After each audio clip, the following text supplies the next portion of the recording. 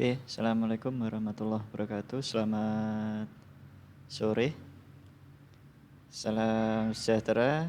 Ya, pada kesempatan sore hari ini kita bertemu kembali dalam mata kuliah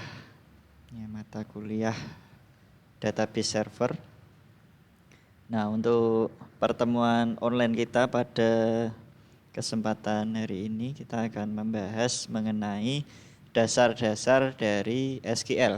Ya, dasar-dasar dari SQL yang ada di dalam database server. Nah, apa saja yang nanti akan kita bahas di perkuliahan kita pada sore hari ini ya. Pada sore hari ini kita akan membahas tentang apa di dalam database server.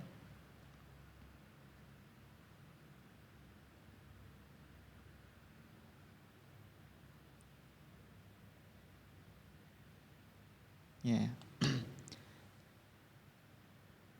Materinya adalah ya, seperti ini ya. Dasar-dasar dari SQL yang akan kita bahas pada sore hari ini. Ya. SQL adalah bahasa standar ya. Bahasa standar SQL adalah bahasa standar dalam basis data. Ya, jadi SQL ini memang standar. Ya, jadi di dalam basis data, yang namanya basis data, ya, di dalam database, tidak hanya di dalam database lokal, di dalam database server, ya, itu pun SQL adalah merupakan dasar. Ya, dasar yang perlu kita ketahui atau bagian utama dari administrasi basis data atau database management system yang digunakan untuk melakukan pengelolaan atau bahkan mengolah data. Ya, mengelola dan mengolah data di dalam database ini yang digunakan sebagai dasarnya adalah SQL. Ya, yang digunakan sebagai dasarnya adalah SQL. Ya, maka di sini SQL adalah bahasa standar dari basis data yang digunakan untuk melakukan manipulasi data. Ya. Jadi semua proses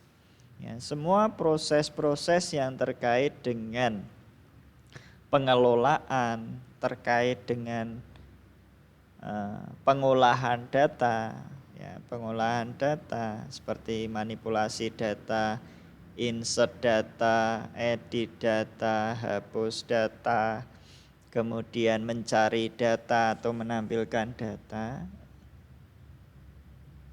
Bahasa standarnya ya, atau yang menjadi dasar dari semua proses tersebut adalah ini SQL. Ya, SQL atau yang sering disebut dengan bahasa query. SQL ini singkatan dari Structure Query Language, ya, bahasa query yang terstruktur, ya, sudah tertata, ya, sudah ada aturan-aturannya, sudah ada bagian-bagiannya yang harus diterapkan di dalam bahasa query tersebut. Ya, maka disingkat dengan SQL, Structure Query Language. Ya, standarisasi bahasa ini dilakukan oleh ANSI pada tahun 86, kemudian 89, 92. Ya.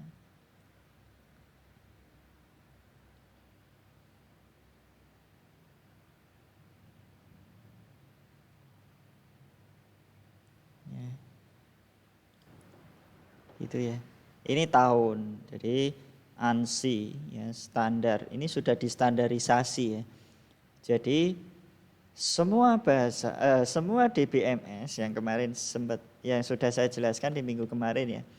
Semua DBMS yang sudah saya jelaskan, ya, masih ingat ya apa saja DBMS yang populer ya, di dunia digital atau di dunia komputer, ya, di dunia TI ya, teknologi informasi ini itu apa saja ya, DBMS-nya dan SQL-nya semua sudah distandarisasi ya. Mulai dari punyanya Oracle, punyanya SQL Server, MySQL, Postgre dan lain sebagainya. Struktur dari bahasa query-nya ini sudah distandarisasi. Sampai dengan sekarang itu sudah dipatenkan ya, mulai dari tahun 86 sampai 99 itu masih ada perubahan-perubahan. Ya, perubahan-perubahan standarisasi dari ANSI. Ya. Sampai di tahun 99 tersebut sudah diputuskan. Ya, sudah di final untuk standarisasi. Ya. Jadi pada perkembangan saat ini standar yang paling banyak digunakan adalah ANSI 92. Ya, ANSI 92 itu diterapkan hampir di semua DBMS. Ya, maka standar ANSI yang ada di bahasa query yang kita pelajari selama ini itu masuk standarisasi ANSI 92. Sudah ada standarnya. Nah, apa saja standarisasi yang ada di ANSI 92 di dalam DBMS yang ada? Ya, tentunya ada beberapa jenis ya. Ada beberapa jenis atau beberapa bahasa yang ada di dalam struktur bahasa query. Nah, kita spesifikasikan untuk DBMS yang akan kita pelajari, ya, yang akan kita pelajari di sini yaitu MySQL. Ya, kita spesifikasikan di sini MySQL. Ya, MySQL standar ANSI yang ada di dalam MySQL, bahasa-bahasa query yang digunakan ini dibagi menjadi 3 bagian. Ya, dibagi menjadi 3 bagian. Bagian yang pertama adalah data definition language. Ya, yang kedua ada data manipulation language. Yang ketiga ada data control language. Ya, dibagi menjadi 3. Ya, yang awalnya adalah merupakan bahasa yang hanya digunakan untuk memanipulasi data saja.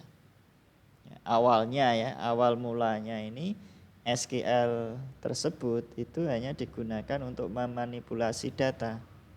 Ya, pada perkembangannya SQL juga dapat digunakan untuk melakukan definisi data maupun kontrol security terhadap data. Ya, maka dibentuklah 3 bagian. Nah, dibentuklah 3 bagian atau dipisah-pisah, ya, dipecah. Ya, yang data definition itu nanti yang masuk di kategori data definition itu apa saja? Ya, nanti masuk di kategori data manipulation itu apa saja? Yang masuk kategori data control apa saja? Nah, di situ sudah diklasifikasikan, sudah dikelompok-kelompokkan sesuai dengan bagian yang sudah distandarisasi tadi. Ya, data definition ya, sesuai dengan standarnya itu nanti akan terdiri dari beberapa perintah. Ya, akan terdiri dari beberapa perintah, diantaranya ada perintah create. Ya, perintah create.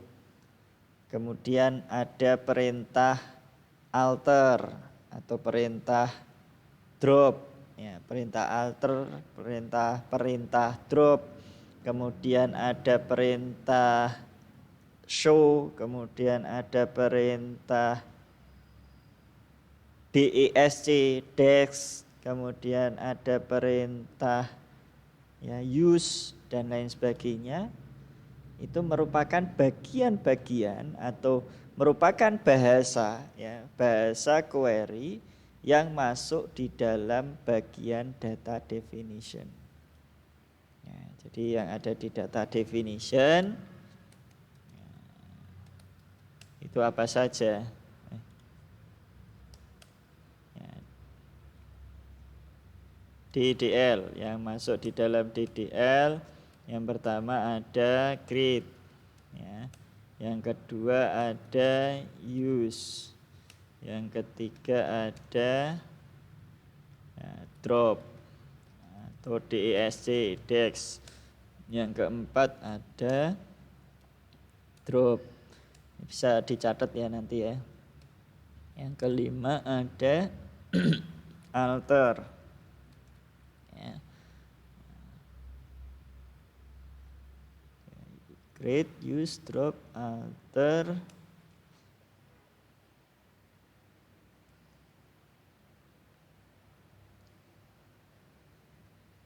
Ini ya standarnya ini. Ya ada 5. Ada 5 standar SQL ya. Ada 5 standar SQL yang digunakan di dalam MySQL atau yang ada di dalam kategori ya, masuk di dalam kategori data definition language. Create. Nah, create sendiri ini dipecah lagi menjadi 2, yaitu ada create database dan create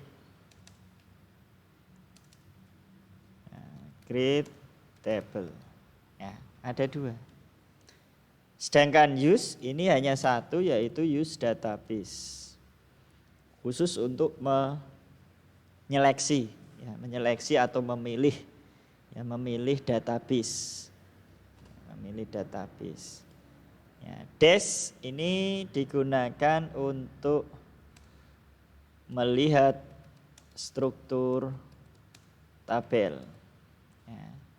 Kemudian drop ini juga dipecah menjadi 2, ada drop database dan juga drop table ya. Dropnya drop database dan drop table. Nah, ini kalau alter ini khusus untuk tabel ya. Memperbaiki struktur ya. Strukturnya adalah struktur tabel. Memperbaiki struktur tabel. Nah, ini. Jadi yang masuk di dalam bagian ya, bagian dari data definition language. Ya, masuk di bagian struktur dari data definition language ada 5. Kelompok yang berikutnya ada kelompok data manipulation language. Nah, nanti akan saya jelaskan untuk prosesnya ya. Ini data manipulation language ini ada yang pertama insert. Nah, ini terkait dengan manipulasi data ya. Nah, terkait dengan manipulasi data atau pengolahan. Pengolahan data atau pengolahan data, manipulasi atau pengolahan data. Ini masuknya di kategori ini. Yang pertama ada insert. Ya, insert ini untuk menambahkan baris data. Yang kedua ada select. Ya, ini untuk menampilkan daftar data atau menampilkan set data. Nah, kemudian yang ketiga ada update. Ini untuk memperbaiki data. 3, yang keempat ada delete. Ini menghapus data.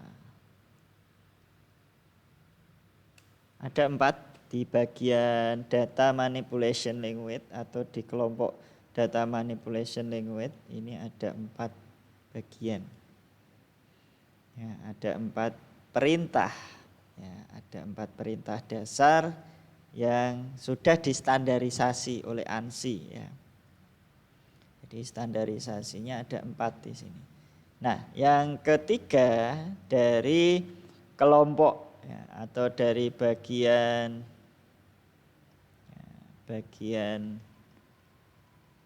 SQL atau bahasa query ya, bahasa query yang sudah distandarisasi yaitu ini di atas ya. Data Control User atau DCL, Data Control Language. Ya, Data Control Language itu ada mana ini?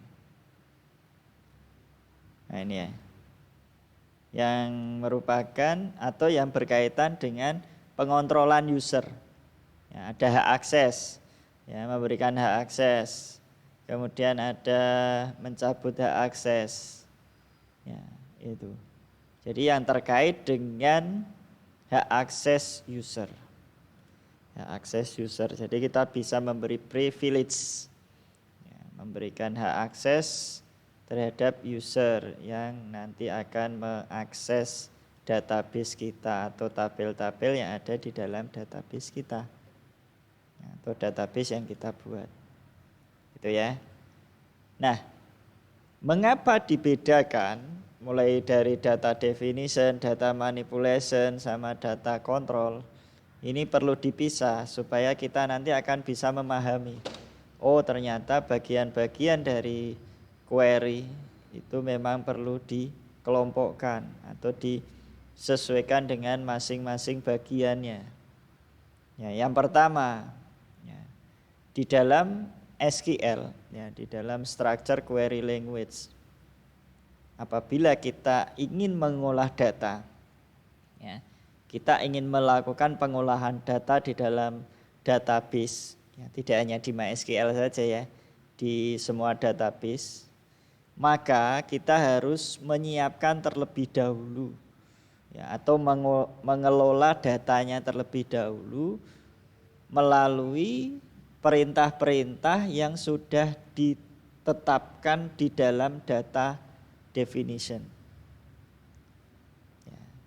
Jadi kita ibaratkan seperti ini. Ya, contoh gambarannya seperti ini. Jadi kalau misalkan kita ingin membangun sebuah gedung, ya, kita ingin membangun sebuah gedung. Ya, gedung ini kalau di dalam database, ya, di dalam DBMS itu kita ibaratkan sebagai database-nya. Kita mau membangun gedung, berarti kita mau membangun sebuah database. Ya. Kalau kita sudah punya database atau kita mau, contohnya gini, saya punya meja, punya kursi, ini mau saya taruh di mana ya? Jadi saya sudah punya gambaran, ada meja, ya, meja A, meja B, meja C, meja D, kemudian ada kursi A, B, C, D. Ini mau saya taruh di mana? Meja dan kursi, almari. Kalau kita tidak punya rumah, ya, kita sudah punya meja, punya kursi, ya, kita tidak akan bisa memasukkan ke dalam rumah tersebut. Ya, begitu juga dengan kalau kita yang terkait dengan ini, pengolahan data. Saya mau mengolah data, ya, saya sudah punya konsep datanya seperti ini. Ya, konsep datanya seperti ini. Kalau konsepnya ini kita masih punyanya hanya konsep, ya, kita belum punya database-nya, ya tidak akan bisa kita olah datanya, hanya dalam bentuk konsep saja. Ya, berbeda kita punya konsep, berarti saya harus membuat, Ya, berarti saya harus membuat. Nah, tadi kata-kata membuat di dalam standarisasi MySQL ini masuk kategori data definition. Ya, berarti kan kita harus membuat terlebih dahulu, mendefinisikan terlebih dahulu. Oh, saya punya konsep data. Ya, berarti saya harus menyiapkan database-nya dulu. Nah, database-nya apa? Oh, database-nya kita buat dulu. Kita masuk ke dalam aplikasi DBMS. Aplikasi DBMS yang kita gunakan apa? Oh, kita pilih misalkan ya akses. Kita pilih akses. Nah, dari akses di situ kita lakukan proses untuk pembuatan database dulu. Nah, saya buat dulu database-nya. Ya, saya buat database-nya, kemudian setelah terbentuk database baru nanti saya akan membuat desain tabel ya, sesuai dengan konsep yang sudah saya punya, yang sudah saya miliki, yang sudah saya rancang. Jadi gambarannya kalau kita mau mengisikan kursi, meja ke dalam sebuah rumah, kalau rumahnya itu tidak ada, ya tidak akan bisa kita mengisi atau memasukkan ya atau mengolah ya, merenovasi atau istilahnya mendesain ya, mendesain posisi kursi itu saya taruh di sini, posisi meja saya taruh di sini. Kita tidak bisa, karena apa? Karena kita belum punya tempatnya, belum punya wadahnya. Nah, maka di dalam DBMS ya, di dalam DBMS itu disiapkan yang namanya data definition. Ya, dibuatkan atau dikelompokkan melalui data definition dulu. Oh, saya harus mendefinisikan. Dengan perintah yang pertama adalah perintahnya create.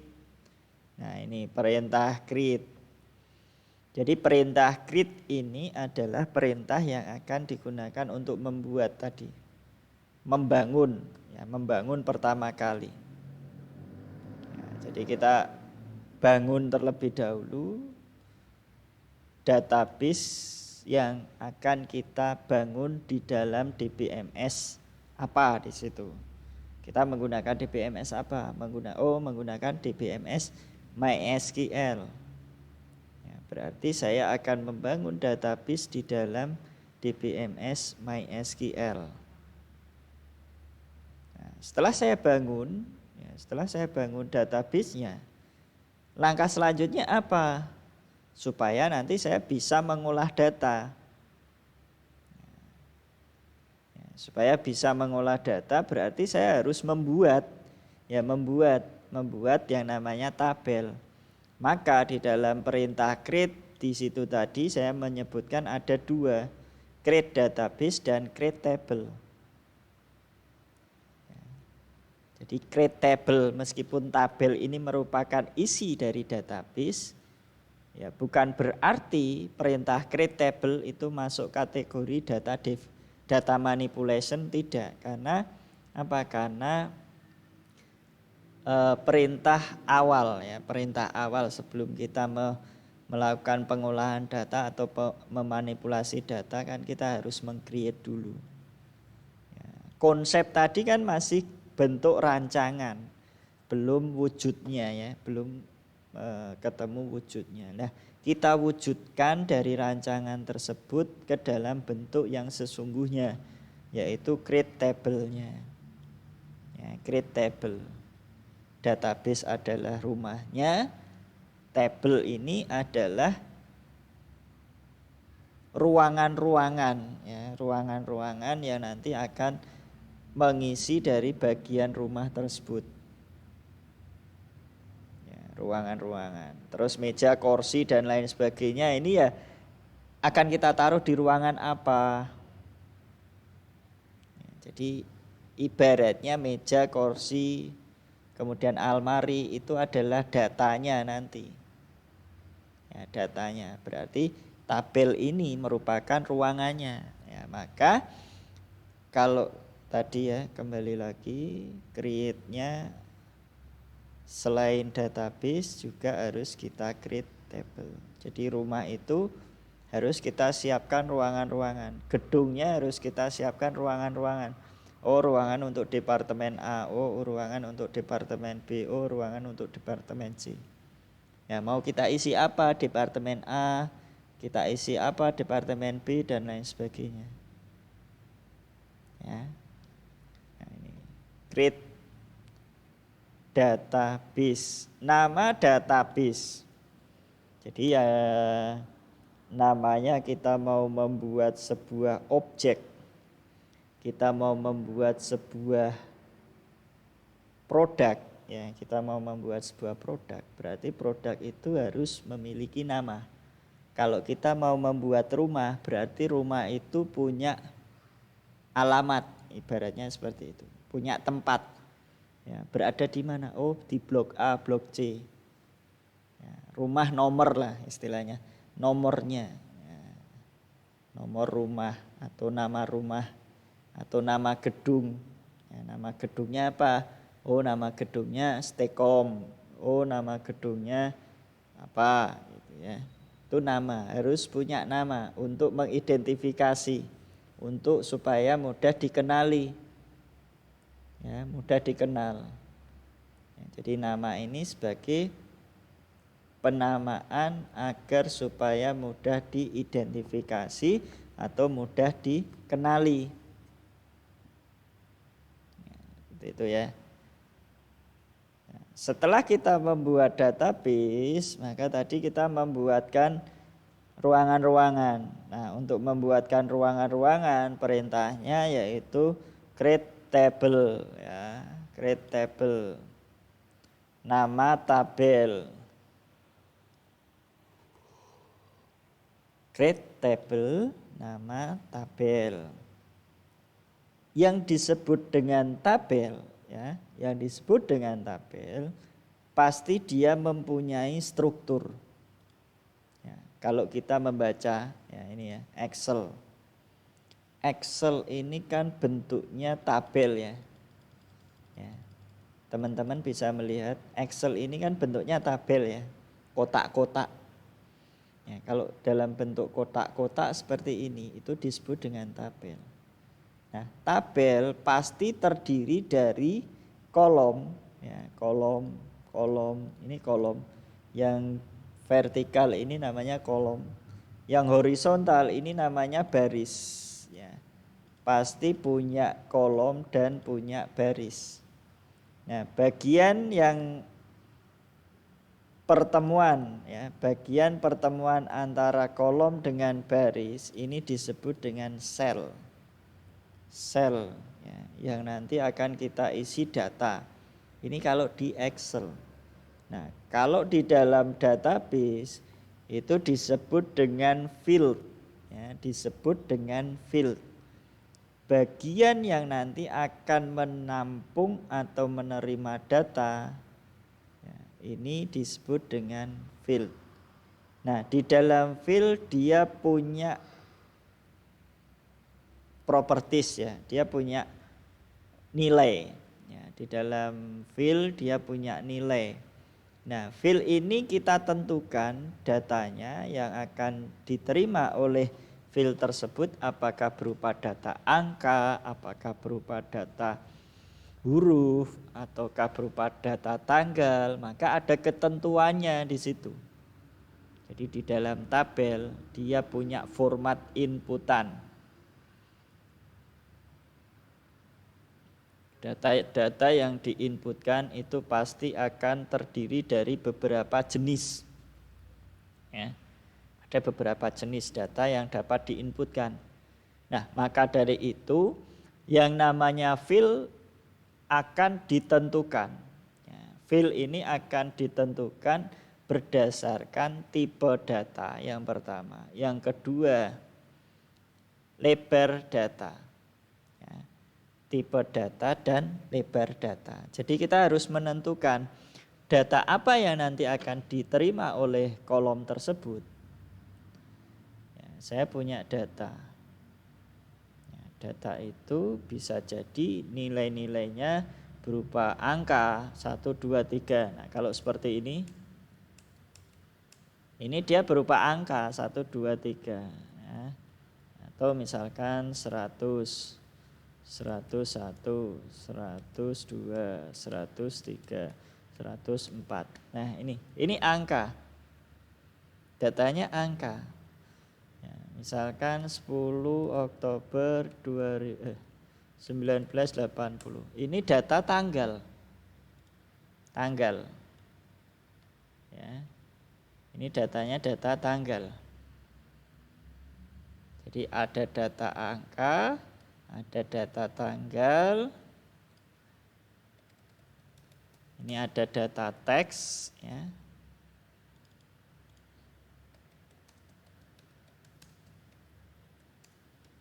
Nah, ini ada data alfanumerik. Ini data string. Ya, ini data string, ini data alfanumerik.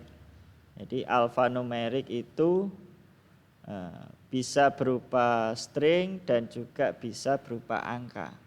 Jadi atau perpaduan antara angka dan berupa string. Nah, maka dari itu kalau kita punya rancangan tabel, ya, rancangan data seperti yang saya contohkan di sini.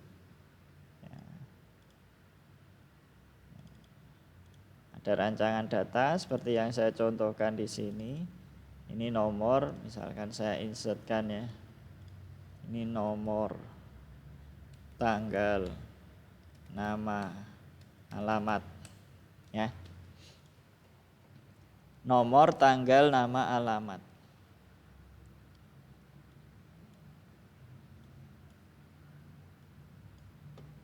Datanya beda-beda di sini.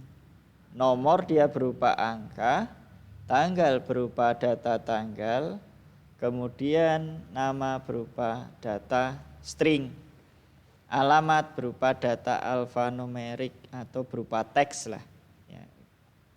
Bisa disebut dengan teks. Teks itu penggabungan antara data string dengan data angka yang dapat digabung dalam satu nilai data.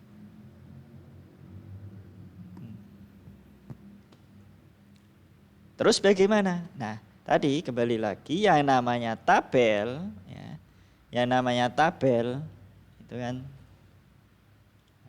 tabel ya. Ini saya menyebut tabel. Tabel kalau dilihat ini dia bentuknya grid. Ya. Maka di dalam struktur, ya, di dalam struktur pendeklarasian tabel, ya, itu pasti ada, ya, field, ya, field, kemudian ada tipe data, kemudian ada lebar data. Nah, kalau kita lihat dari contoh Excel ini tadi, ini ada field nomor. Nah, nomor, ya, field nomor, data yang akan diterima itu berupa angka. Nah, angka itu punya batasan, ya, batasan digit, ya, batasan jumlah digit yang disebut dengan ini lebar data. Nah, lebar data ini adalah batasan digit yang nanti mampu atau dapat diterima oleh field tersebut. Ya. Lebar data ada batasannya. Contoh misalkan nama hanya dibatasi 15 karakter. Ya, 15 karakter. Coba kita hitung kalau Jamaluddin ini ternyata lebih dari 15 karakter. Ya, misalkan lebih dari 15 karakter. Maka yang hanya bisa diterima oleh data nama itu sebanyak 15 karakter. Nah, kalau karakter ke-16 dan seterusnya tidak akan tercatat. Ya, tidak akan tercatat di dalam tabel. Nah, maka di sini ada strukturnya. Di dalam create table itu dia punya struktur, ya. Nah, Ini kolom yang pertama, Nah, di dalam tabel kita atau data kita itu ada berapa kolom? Nah, kita punya berapa kolom jumlahnya? Nah, kalau yang dicontoh ini ada 4 kolom ya, ada 4. Ya, berarti nanti cara mendefinisikan tabel di dalam perintah query-nya yaitu create table, nama tabelnya apa? Kemudian nomor. Ya, pertama, nomor integer ya, tipe datanya integer. Ya, kita sebut integer. Ya, kurung buka. Ya, lebar datanya berapa? Integer 11 ya, integer 11. Berarti batasan maksimal untuk fill nomor itu sebanyak 11 digit. Ya, 11 digit itu sampai ini ya.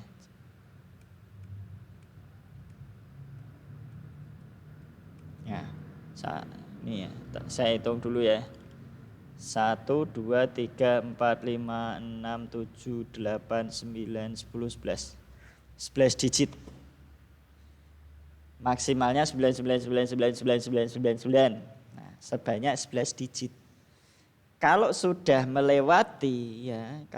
melewati batas digit yang ditentukan di dalam fill size ya, di dalam fill size atau lebar data, maka data tersebut ya, data yang berikutnya atau record yang berikutnya ya, tidak akan bisa disimpan atau datanya hanya dibatasi sampai digit ya, data yang diinputkan itu hanya sebanyak 11 digit untuk tipe data angka. Nanti kolom yang kedua, ketiga, keempat itu dipisahkan dengan tanda koma. Koma fill yang kedua, tipe datanya apa? Disesuaikan. Koma fill yang ketiga, spasi tipe data, kurung buka, lebar data, kurung tutup. Koma fill yang keempat, dan seterusnya. Kalau ada 4 ya nanti dituliskan sampai fill yang keempat. Ya, fill yang terakhir nanti diakhiri dengan kurung tutup. Jangan lupa diakhiri dengan kurung tutup. Ya, sebagai contoh di sini, create table mahasiswa. Nah, di situ di dalam mahasiswa ada kolom name dengan data yang dapat diinputkan berupa data karakter. Ya, name berupa karakter dengan panjang karakter yang diinputkan maksimal adalah 10 digit karakter. A, B, C, D, E atau membentuk sebuah kata atau membentuk sebuah kalimat tapi batasannya cukup 10 karakter. Ya, kalau kalimat kan panjang. Mungkin hanya ada 2 kata, 3 kata dari susunan karakter-karakter. Ya.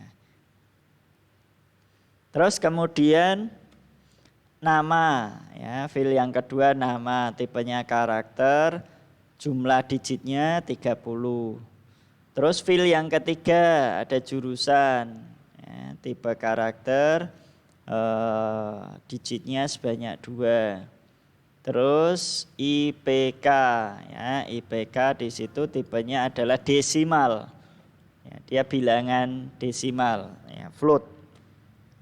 Float, kemudian kurung buka, lebar datanya ini 4 itu untuk digit yang di depannya. Terus koma 2 itu adalah digit desimal ya. Digit desimalnya sebanyak 2 digit. Ini ya, ini perintah data definition. Jadi kita akan fokus dulu di data definition, baru nanti kita masuk ke data manipulation. Nah, data definition yang berikutnya ada perintah drop. Ini untuk menghapus. Jadi apabila ada database yang tidak terpakai, ada tabel yang tidak terpakai, kita bisa menghapus dengan perintah ini. Drop. Ya, drop database. Jadi kalau kita mau menghapus objeknya, ya, ibaratnya kita mau merobohkan gedung, ya, berarti gedung ini harus kita drop. Kita mau merobohkan ruangan. Nah, ruangan ini saya hilangi. Ya, saya mau bangun ruangan di tempat lain. Ruangan ini saya hilangi, saya pindah ke ruangan yang lain. Nah, itu pakainya drop table. Ya, tapi kalau kita menghapus database, otomatis seluruh ruangan yang ada di dalam database atau seluruh ruangan yang ada di gedung itu akan hilang. Ya, kalau kita runtuhkan semua gedungnya. Begitu juga dengan drop database. Kalau kita menghapus database-nya, maka tabel dan data-datanya pun akan hilang. Itu ya. Nah, ini adalah drop. Yang berikutnya, yang terakhir adalah di pembahasan hari ini ya. Di pembahasan hari ini kita bahas data definition dulu. Nah, praktikumnya minggu depan. Ya, minggu depan saya praktekkan, saya tunjukkan cara penggunaan dari data definition language-nya. Ya, menggunakan bahasa query. Nah, perintah yang keempat, ya, ketiga ya, perintah yang ketiga dari standar ANSI MySQL adalah alter. Alter ini digunakan untuk memodifikasi atau memperbaiki struktur. Ya, struktur tabel. Jadi kalau misalkan seperti yang di Excel ini ya. Di Excel saya punya tabel, tapi saya mau memperbaiki strukturnya. Ya, sebagai contoh misalkan untuk nomor ini hanya batasan maksimalnya 3 digit. Ya, 3 digit berarti ya tidak boleh lebih dari 3 digit. 4 digit pun nanti sudah tidak akan bisa diinputkan di sini. Karena dibatasi hanya 3 digit saja. Nah, kalau saya memasukkan angka 1000, ya angka 1000 maka tidak akan bisa. Ya, tidak akan bisa karena jumlah digitnya angka 1000 ini adalah 4 digit. Ya, 4 digit sehingga tidak bisa kita inputkan. Ya, atau ditolak. Nah, saya bisa memperbaiki struktur seperti lebar data, nama ya misalkan nomor ini saya ganti nomor ID. Nah, itu ya. Nama fieldnya saya ganti, merename atau memperbaiki nama field. Oh ya, ini ada satu lagi ya di data definition yang keenam adalah rename. Ya, rename ini juga ada 2, rename database dan juga rename tabel. Nah, tabel, rename table. Itu yang ada di data definition language. Ada tambahan ya. Nanti bisa dicatat ini, silakan dicatat. Karena tidak ada yang belum ada di materi ini, nanti sambil saya jelaskan ya, sambil dicatat. Jadi saya bisa memperbaiki, ya memperbaiki itu tidak hanya yang sudah ada, struktur yang sudah ada kemudian kita perbaiki, tidak. Tapi saya juga bisa menambahkan kolom. Misalkan di sini saya mau menambah kolom sebelum nama, sebelum alamat.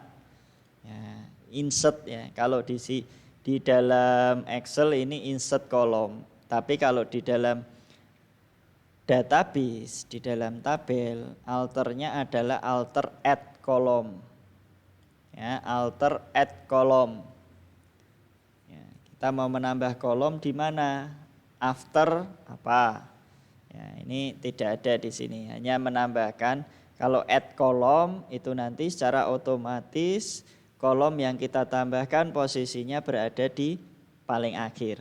Tapi kalau kita sudah punya kolom dan kita mau menyisipkan kolom, berarti perintahnya add kolom alter atau after atau before ya, after atau before.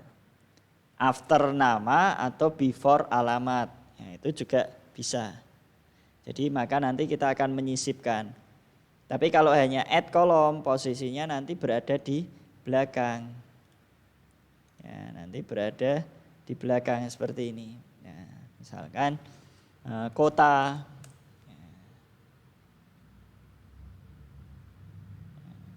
Itu ya. Kalau kita hanya alter kolom, tidak ada tambahan after atau before-nya, ya maka posisinya berada di paling akhir atau di kolom terakhir. Ya. Alter yang kedua adalah menghapus. Ya, ini ada menghapus judul kolom. Jadi kalau misalkan ada kolom yang tidak terpakai, kolom alamat ini tidak terpakai, saya hapus saja. Nah, itu ya.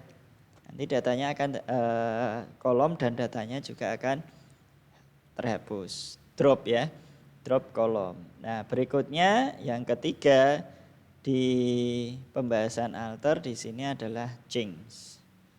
Alter change ini untuk memperbaiki, baik itu nama, ada perubahan nama, ada perubahan tipe data, ada perubahan field size ya, atau ukuran kolom yang kita perbaiki dengan menggunakan alter table change.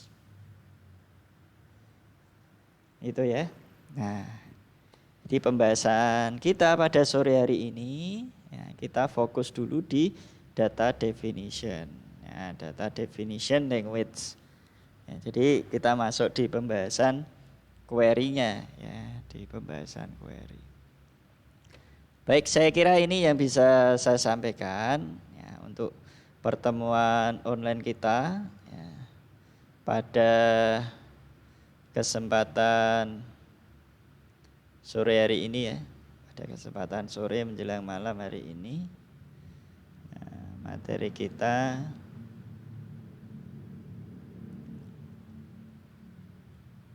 kalau ada pertanyaan nanti silahkan disampaikan di kolom komentar. Ya. Baik ya, saya akhiri dulu untuk pertemuan kita pada kesempatan sore menjelang malam hari ini. Semoga apa yang tadi kita bahas pada hari ini bermanfaat. Ya, pesan saya tetap semangat, tetap jaga kondisi kesehatan kita, keluarga kita, saudara-saudara kita, teman-teman kita, ya, tetangga-tetangga kita. Ya, tetap jaga kondisi, ya, tetap patuhi aturan protokol COVID, ya, protokol kesehatan demi memutus mata rantai penyebaran COVID-19. Ya, saya kira ini. Semoga bermanfaat sekali lagi ya apa yang kita bahas, dan apabila ada salah-salah kata saya mohon maaf yang sebesar-besarnya. Kurang lebih dan atas partisipasi dari rekan-rekan mahasiswa mahasiswi ya, saya ucapkan terima kasih. Ya, saya tutup dan saya akhiri. Wabillahi taufik wal hidayah. Assalamualaikum warahmatullahi wabarakatuh. Sampai jumpa minggu depan.